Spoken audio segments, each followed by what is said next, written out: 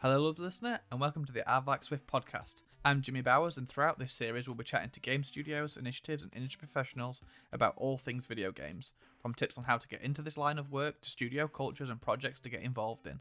This month, I spoke to Louise Andrew, Phil Owen, and Sally Samuel of d3t. We discussed the studio's history, the value in extracurricular work, and their exciting cross-department growth.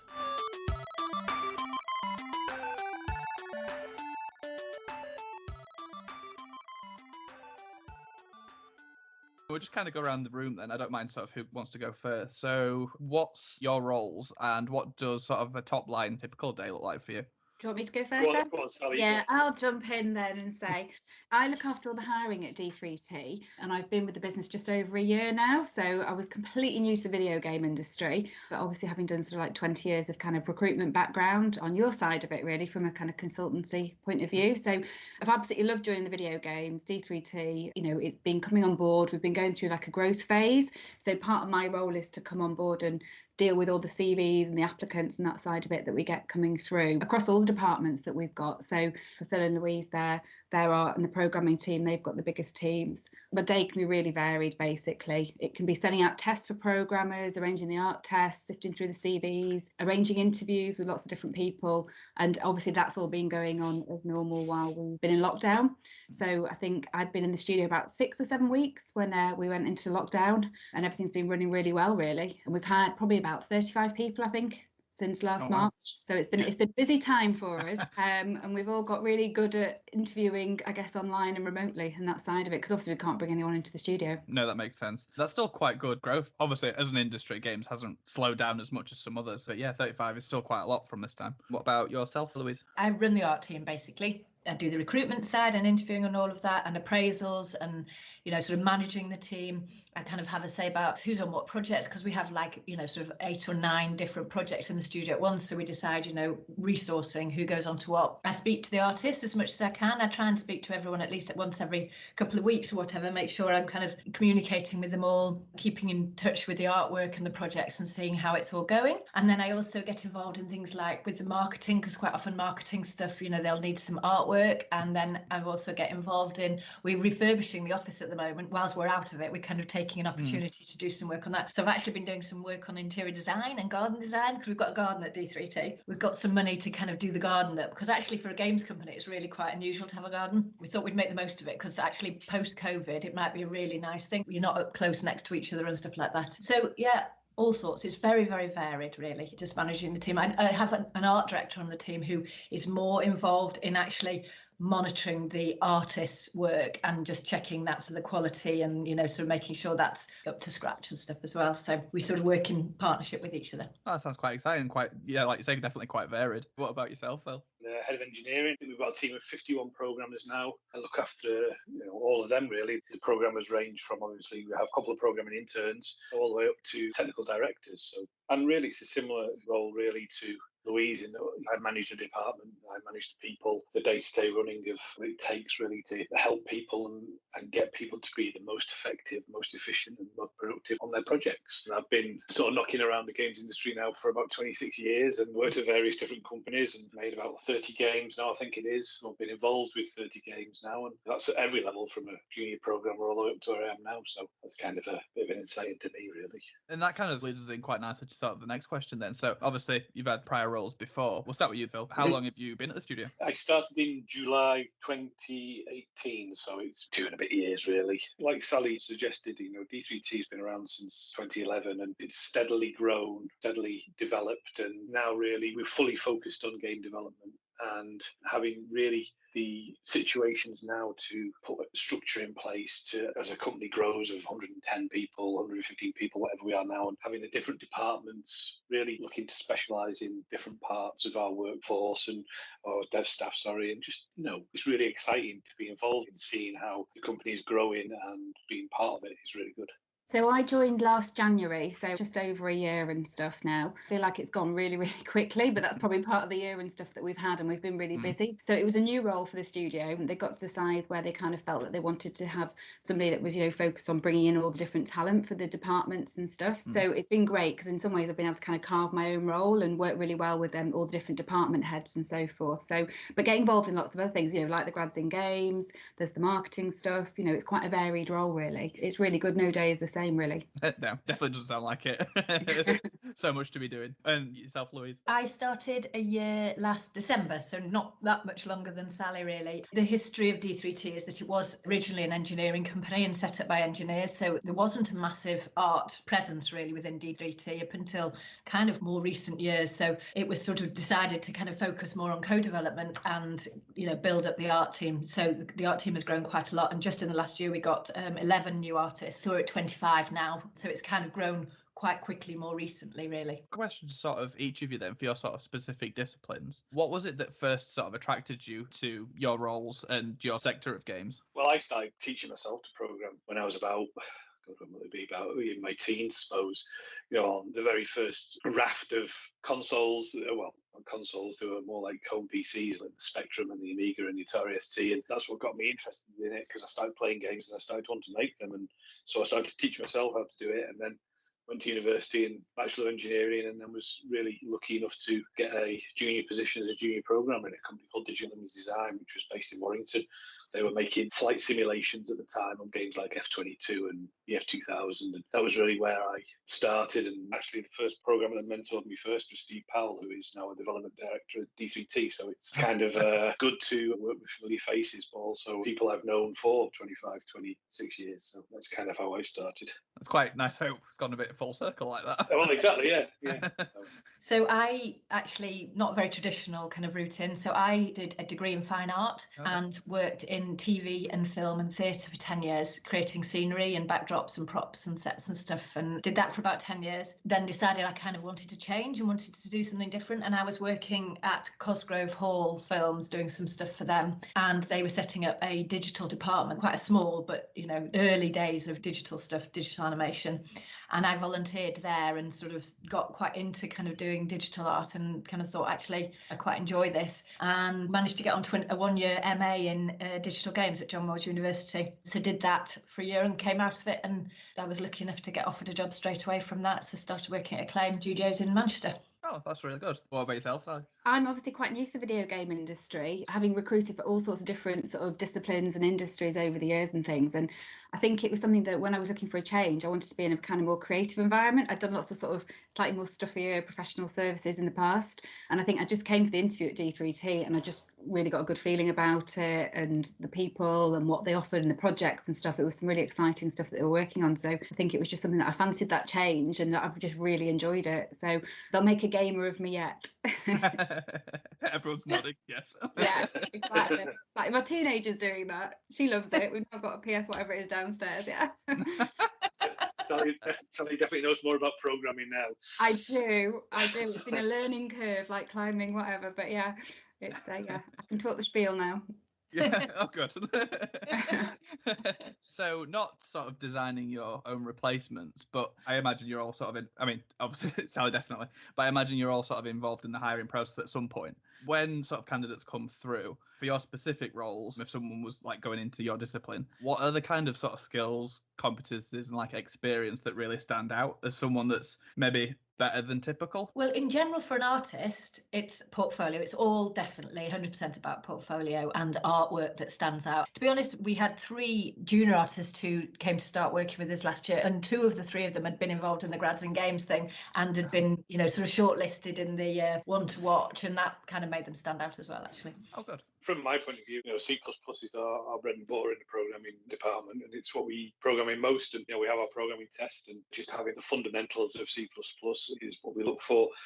Yes, there's people who've used Unity and C# or knowledge of Unreal, it's not essential. But those good math skills and knowledge of C++, but also a big part of the recruitment process and importance from my point of view is just making sure that they're the right person for the role. No, not the right person for the role. They're the right person that will fit in and will contribute to the culture and the environment of d3t. And that's a really big thing, really big part of it is making a game is a real collaboration, not just between departments, but it's a collaboration between people as well and within the same discipline, and having a group of people, like-minded people that really do get on, really do push each other, just enthusiastic. That's what we look for. I'd agree with that. Yeah, that's the other side of it, is definitely seeing people you think you'd enjoy spending time with and that they'd fit in with everyone else within the team. Yeah, I got a similar answer. I was interviewing Duncan at Ballistic Moon. I believe it was previously at EA, but yeah, he was saying it's sort of surprising how underrated someone that's nice is as a quality.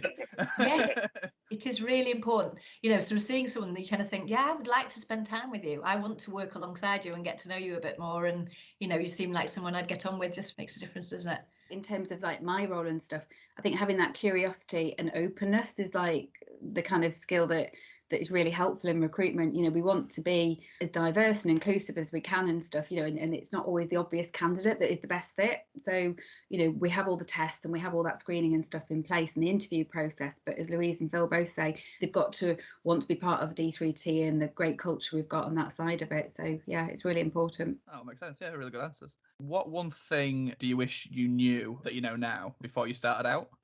Programming. What all these languages and things are. God, it is a difficult one, that, actually, because what one thing would I wish I'd known? I don't know. I mean, in terms of starting out, we didn't even have computers at school when I was at school. So there was no such thing as this job, you know what I mean? And then when I started doing it, it was almost by accident, really.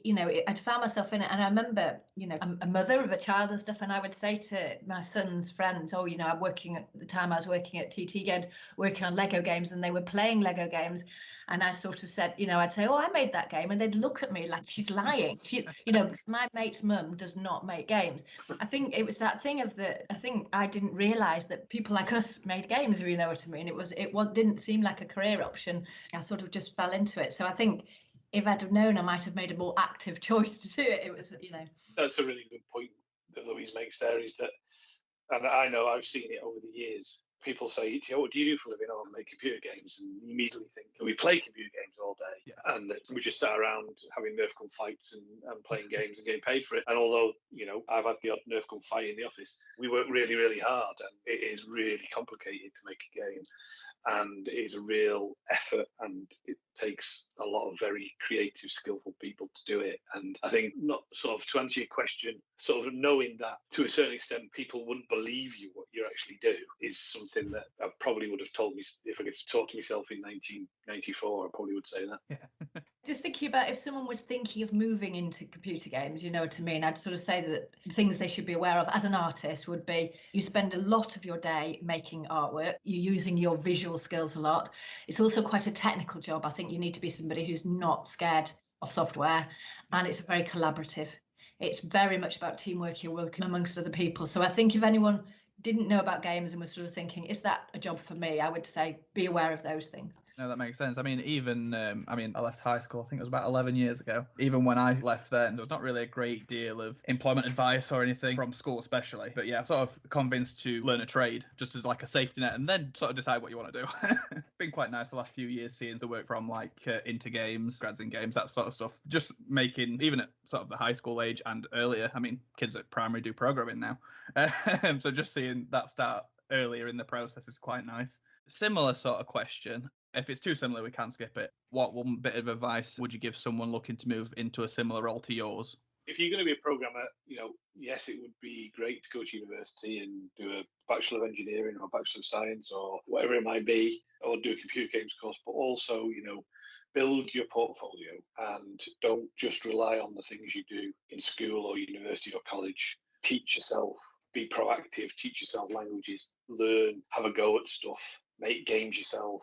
Even just, try and put together something in your own time. That's what I would recommend more than anything if you want to get into this industry. I think in terms of if someone wanted to get into a similar role as me, so like as an art manager, for me, it's very much a cross between production and art. So I think you need to have a bit of a production head and an artist head. And art manager roles are in more larger game studios tend to have art managers and stuff, but you need to know all the processes that are involved in making the artwork so that you have a good understanding of what the artists are doing and what their day-to-day, you know, how they actually create the work they're doing. So you can understand how long it takes and what's involved in it and stuff, but you also need to kind of be the sort of person who has an awareness of scheduling and organizing and cataloging and, you know, making sure that everything fits within a schedule, all that kind of stuff, and also be a good communicator, somebody for whom communication is really important, always letting everybody know everything that's going on and keeping plates spinning and wheels turning and that kind of side of things. So that would be specific to the art manager role. Someone that's amazing at art and can spin many plates. What about yourself, Sally? Oh, getting into recruitment. I don't know. I started it the different way. I went in the sales side initially, but I think again, it's just having that real curiosity and just go after it and get involved. I think that's the kind of key thing, really. That makes sense. So if you weren't working in your current roles, what do you think you'd be doing? And it doesn't have to be in games. It could be anything. I have been dabbling, or had been for a few years, in garden design. I was doing a lot of garden design. So one of the things about being at d3t and the fact that we've got a garden, it was like, wow, I get best of both worlds. So I have designed quite a few gardens, and I've worked on a show garden at Tatton Hall, you know, Tatton Garden Show and stuff like that. So that's my other passion. Yeah, there's not many people that can say they get to flex those creative muscles in a game studio. No, I get both. Go on, Sally, you go next. I'm just thinking, got my thinking hat on now. I think if I could do anything, it would probably be something travel related. That's the one thing I've been missing this last year, and it's one thing that I always gravitate towards. So be it a job or just doing it for the fun of it, it would be something related to that for sure. Yeah, definitely. From my point of view, I have no idea. When I first left school, I was putting scaffolding up and driving forklift trucks and working as a labourer and working in a warehouse and all those sorts of things until I went to university. That was just to keep me in beer money, I suppose. So I have no idea what I would do if I wasn't doing this. Like I said, from my early teen years, it's something I've always wanted to do, and I was driven to doing it, but I was lucky enough to get it. If I hadn't have got a job in the games industry, I had no idea what I'd be doing, to be honest. Probably playing golf all day or watching football or something. Going back to sort of the career histories you've had then, what would you say, I'll do this as a double barrel question because otherwise they're too similar. What would you say has been your career highlight / the best project you've been a part of? Phil and I have already discussed this because I had a feeling we'd both choose the same thing, because both of us worked on, when we were both used to work at TT Games, and we worked on a project called Lego City. And for me, that was a real career highlight and probably one of my favourite projects I've ever worked on. And then I asked Phil before this and he said, yes, you'd probably be the same one. But it was a game that at that point, TT had never really made a big open world Lego game. It was our own IP completely. So we weren't having to follow kind of any, you know, like we'd done Lego Star Wars, Lego Batman, Lego Indiana Jones and stuff, and that you already had the story. With this, we created the story. It was this beautiful, you know, really interesting open world with all different, in fact, we had a Chinatown and a little Italy, and, you know, we had a big city area and a big countryside area, you know, so really, really varied kind of environments that we were creating. And I think because it was the first time that we'd done something of that kind of scale and that type of game and stuff, there was such a feeling within the team of us all being really, really kind of excited about it and having some kind of ownership of it. And it was really, really hard work, but really fun. And I think that was the first time I'd managed quite a large team. At one point, I had about 40 artists on the team, and that was the first time I'd had such a big team, you know, and I loved it. So it was kind of very happy on that project, yeah. Yeah, Louise stolen your thunder. Oh, yeah, it's no problem. I don't mind. What Louise said, Lego City is probably the game I'm most proud of, and the game that what we achieved,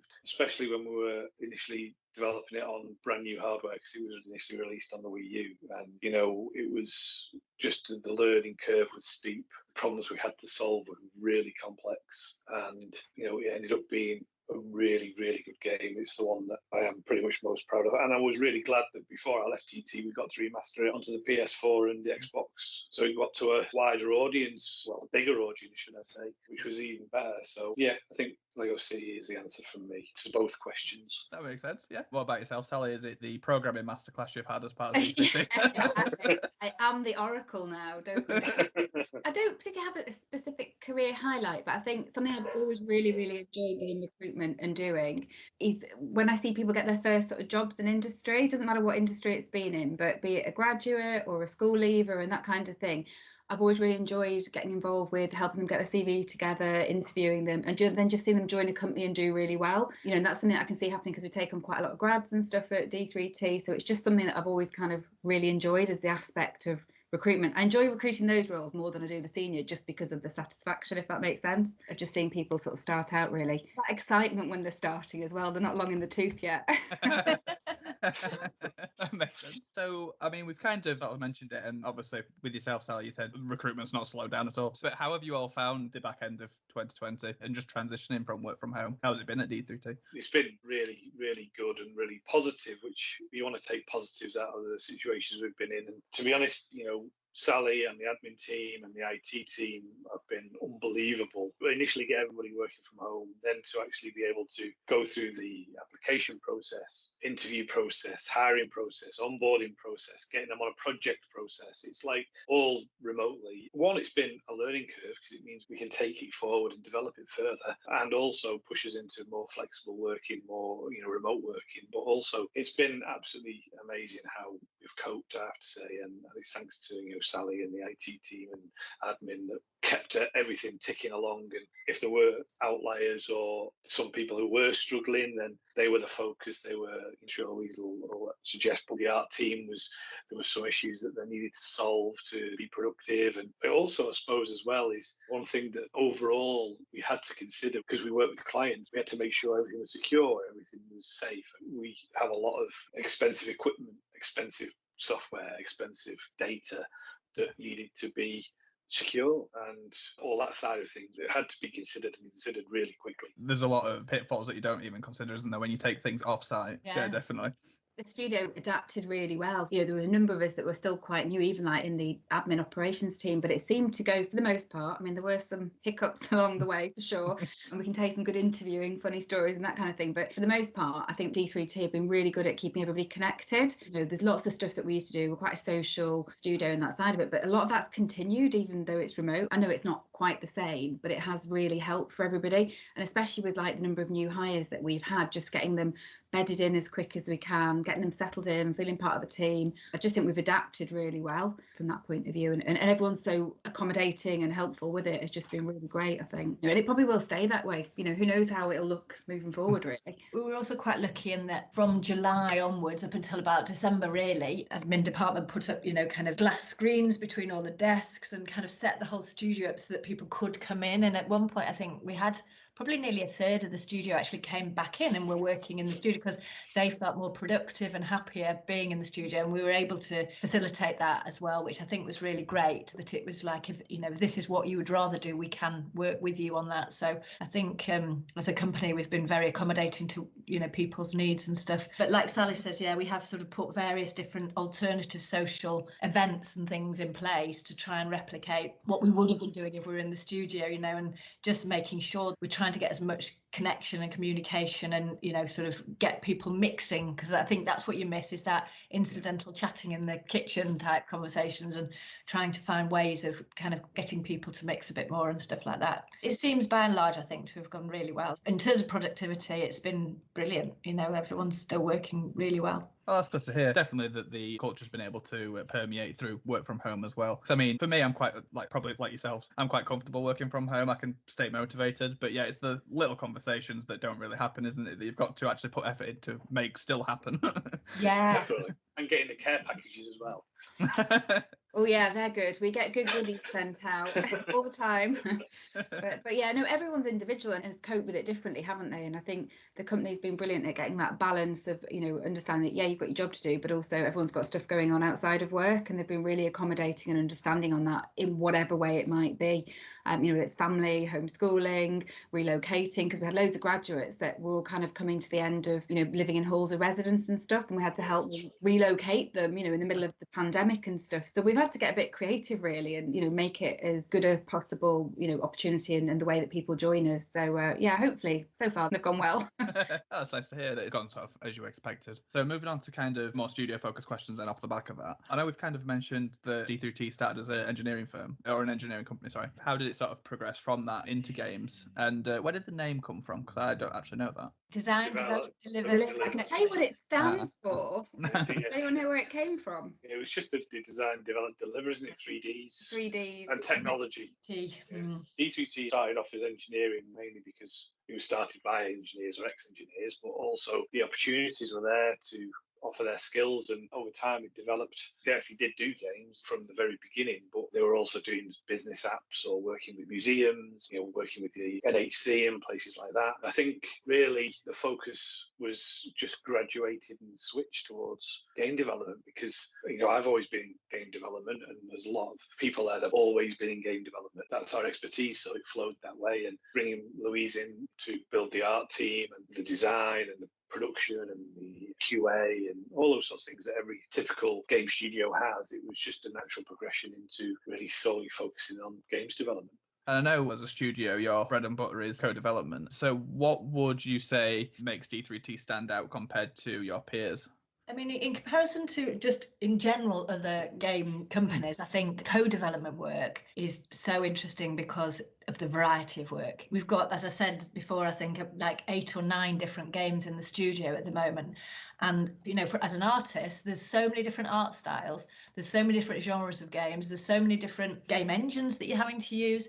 The length of the projects, some projects can be just like a few weeks long. Some projects can be like a couple of years long. So you get to work, on all these different things, and you get to work alongside some of the biggest names, some like really, really high profile titles of games and of game studios and publishers and stuff. So that's just so cool, working alongside these really amazing people. I think that would be the edge that co-development has in comparison to working for a studio who maybe just has their own IP or whatever. Yeah, I'd agree with Louise. Well, I think one of the difficulties of when we want to hire someone is that when you're in an interview, a lot of the times they say to us, so what are you working on at the minute? And obviously under NDA, we can't say anything. Yeah. But what we can do is we can refer back to the back catalogue of games that we have worked on and say, one of the biggest selling points there is to say, look at the variety, look at the different genres. We've done third-person games, we've done first-person games, we've done racing games, we've done puzzle games, we've done adventure games. It's all about, from the programmer's point of view, when I've spoken to the programmers in my team, it's that variety that really does appeal. We don't know what projects we're going to get in the future. There's always that little thought in the back of your mind that says, we might get a game that I really love, that was the game, my favourite game of all time, and I get to work on it. There is the chance. Whereas if you like me, Louise worked at Traveller's Tales, we worked on Lego games. That was it.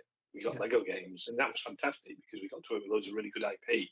I've got 2 artists on my team who both are currently working on one of their all-time favourite IPs, and they've ended up working on it. And I think, and they're both kind of like, this is amazing. I can't believe I'm making artwork for this, So yeah, that must be quite nice when you get that potential pitch coming in. You're like, I hope I get it. I think the other thing that sort of sets us apart as well is we've got this real anti-crunch ethos as well in the studio. So I know there's a lot of studios out there that say, oh, we don't do the hours and we don't do crunch and that. We really don't, and I think it's a big thing that people find sometimes refreshing, especially coming in from the studios. You kind of got your hours that you do, and as long as you're productive in those hours, we want people to have a great work-life balance. So probably, sets us apart really in terms of what we follow through on. Just to add to that, actually, I would say, having worked at, a few games companies, but also other companies prior to that, in my life I've had various jobs. I would say this is probably one of the most supportive and people-focused places I've ever worked. It's very much about, if the people are happy, they produce really nice artwork. So I think, working for a company where they put people first rather than the product or the money or the deadlines or whatever, I think is, to me, is one of the best things about d3t. That's really good. Definitely having come from, I've not been in games overly long, and even then I'm still on the periphery. Coming from other industries like online retail and things, especially as you get close to Christmas. My God. I know we've obviously touched on it with the social events, and you said obviously d3t are quite a social company anyway, but how would you sort of best describe the culture and the personality of d3t? Well, like Louise said before, it is about the people. When I first joined, I was like, this is what it is. And, obviously the run through in terms of, the background of the company and what we're about and stuff. And, at the time when you join, you're like, right, okay, you take it all in. And actually a year down the line, they truly live and breathe it. It comes from this top down, really. Our head of studio and development director, the well-being, the balance, all of that is really important. So it's kind of like a really welcoming, friendly, down-to-earth kind of environment. Don't get me wrong, it's really professional, everyone works hard, but it's just that really supportive environment. Like, for instance, we bring on the graduates, we want them to be supported and develop whatever team they're in, the projects that they're on. So we just want to keep people really engaged, and they can give feedback. It's quite a flat structure in the sense that, the seniors are very hands-on, so you can give feedback and be involved and everybody chats to everybody. So from that point of view, I think it really lends itself to then having that great sort of atmosphere where, everyone can get involved, and you can't ask a dumb enough question or anything. Believe me, I know I've asked some dumb ones in the last year. So, but everybody's like, yeah, sure, I'll help you out, sort of thing. And I think that really is kind of the core of d3t and that sort of supporting environment. I agree. I think it's one of the issues we've tried to solve since we've been working from home in lockdown is we all like, as senior management, we all like wandering around the office, seeing what people are doing and looking over people's shoulders. And it's something that we've tried to and want to and continue to support and promote. I've worked at some places where, the senior management will say, oh, my door's always open, but it never is. Well, at d3t, doors are always open. We always talk. We always ask honest questions. We're always honest with everyone. And I think it makes a massive difference and people really, really appreciate it. Definitely. No, I know exactly what you mean. So for this next question, I'm quite spoiled this time round. So I've obviously got two representatives from different departments and recruitment as well. So obviously this will differ and change per role. But what's your general hiring process look like? So in terms of like stages and tests? Yeah, it varies really, depending on the level of the role and the department and so forth. But as a general rule of thumb, obviously once we get sort of applicants coming in, and I'll sort of sift through them and obviously have a good brief from each of the sort of departments in terms of what they're looking for from skill set, but also that team dynamic, which we talked about before, and what's going to be a good fit, how is it going to complement and add to the rest of the team and stuff. So once we kind of get an idea of what we're looking for, we'll sort of, I guess, go through the applicants, pick out the ones that we think might be suitable. Everybody actually joining does have some sort of task or assessment that they do. So Phil's team, they get like a coding task sent out to them. We do art tests for the art department, design, the QA. We have a series of sort of set questions and examples and stuff they do. So it just really kind of gives us a really good understanding of the skills that people have got, which is so important because we work on so many different projects. Part of it's not just knowing whether the person can do it, but just how adaptable they are. And we find by doing that, it just gives us that sort of, extra knowledge really. And especially at the moment, while we can't bring people into the studio, it's all the more important that we get to grips with, not just their skills, but also, I guess, what they're looking for and the softer skills and so forth. Because it's really hard in this environment where you're looking at a screen and, you're interviewing somebody, and especially if it's like their first job and they've not had that much experience and stuff. So we try and put everything in place that we can. And actually some of the tests, especially on Phil's team, they are sort of reviewed anonymously as well. So looking at the sort of diversity and inclusion piece as well, to make sure we're getting a good spread of people and really good talent on their skill set. So that's kind of the process in terms of sort of getting them to interview stage. And then we'll set up interviews. At the moment, say they're happening mainly on sort of Skype or Teams. And they'll meet a number of people from the department. It could be 2 or 3. We don't want to scare anybody, if you like, by suddenly having a load of faces to look at. But at the same time, I think the more people that can meet, you've got that extra feedback from both d3t people, but also for the candidate to meet as many people as possible and just chat and see that, whether they want to work with us and that kind of thing. So we tend to do it quite quick. We're pretty decisive. We see somebody that does a good interview and so forth. We just tweak it accordingly, really, for each person. And then sometimes they're back for, normally a second interview to meet more people. But generally, I say that it's 2-part process. Yeah, that's quite quick turnaround, really. Yeah, I quite like the anonymity of it as well for the diversity and inclusion reasons. Put my teeth back in. Yeah, no, that's good. We've mentioned it kind of touchingly with graduates. So what does your graduate program look like? I know you say you take on quite a lot, and obviously this year you're headline sponsor for Grads in Games. But yeah, what does that kind of look like for d3t? So in terms of teams, everybody coming on board has the kind of 6-month plan in place that we've got. And obviously that's running whether we're working from home or not. So any of the grads that will come on board, generally they will have a full induction. We onboard them. They get an induction, for instance, with myself running through the company. They get all the more practical side. We get them set up on systems. And by the end of the first week, they are assigned and working on a project. And then pretty much that support is there, like we touched on before. So if Phil, for instance, took on a grad, they'll be assigned to a project, they'll have the line manager, they'll probably have like a buddy mentor that they can kind of go to, and they will have like weekly reviews initially, and then they sort of become monthly further down the line up until they complete like their 6-month probation. And we're just rolling out a new sort of appraisal system as well at the moment. So we've got all those kind of tools in place to support and look after people's day-to-day sort of, I guess, the harder skills and objectives, but also what they want to do longer term, because we've got like that kind of career path in place further down the line for anybody that wants to, you know, stay within d3t, which is what we hope, and progress within the teams. There's lots of different opportunities for people. I think for grads coming in particular, because we take a group of them on, I think Phil probably had correct me if I'm wrong, about 12, 13 was it, we took on roughly last summer. I think, yeah. And then we had some interns as well. So they all kind of joined within about a 3-month period. So we've got things like chat channels, we've got groups that they can join and share information and that kind of thing. So we just want to get them bedded in as quick as we can, really. Obviously, they get these one-to-ones with the line managers, but all the line managers are very kind of hands-on and approachable. So they'll check in, basically, and see where people are up to. Quite nice that there's quite a quick sort of embedding process and they go on to live projects quite quickly. That's quite nice. Yeah, what we tend to do within the art department, we try and get it so their PC is completely ready to start working on a project the day they start, so they don't have to get it set up and get the project, like, you know, and download stuff, so it's ready to go. They can start as quickly as they want to, really. We do an introduction to everybody else in the department, so everybody gets to see them, so at least there's a face to the name kind of thing within the art team. Then later in the week, every new member of staff gets to meet the senior management as well, so that they get to see all of us. I think having met every individual, because you would do it if you were in the studio, someone will get walked around and introduced to everybody, and so it's a way to make sure that everybody who's new gets to meet people. So we do that, yeah. We have the weekly one-to-ones, but they also, have a buddy on the team that is someone they can literally ask every single question to. You know, there's a partner with that person, they can just ask as many, even dumb questions. Like Sally said, there's no such thing as a silly question. They can just, anything they want. So they're not feeling like they're disturbing their line manager necessarily. They've just got somebody who knows what they're talking about. They can just ask those questions too. So I think, it really helps just to kind of smooth that process so they feel like they're part of the company quite quickly. We'll check in with them on like the operations side as well. So obviously they've got their kind of direct team and the project and the line manager and stuff to check in with, but sometimes, you want that other sort of slant on it and stuff. So, sometimes I'll check in with them maybe about the 2-3 months and then further down the line and stuff. So just so they've got that point of contact, really. Could be something as simple. I mean, I had one earlier, somebody was asking about a P45 question. Those things that it's harder just to not see, when you're passing in the studio. So they have to message you and stuff about it. But again, it's just that checking in and say, how's it all going at the same time, really. So hopefully they all kind of bed in quite quick. My favourite part about the whole process really is joining in stand-ups in the morning and suitably embarrassing them when they pass their probation. Really. No, that definitely sounds like a highlight. It is, yeah.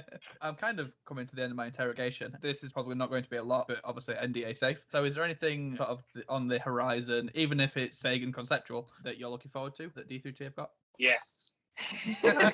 Brilliant. No, but we can't talk about it. I think that's the next you're going to get. No, that's fine. Had to chance my arm.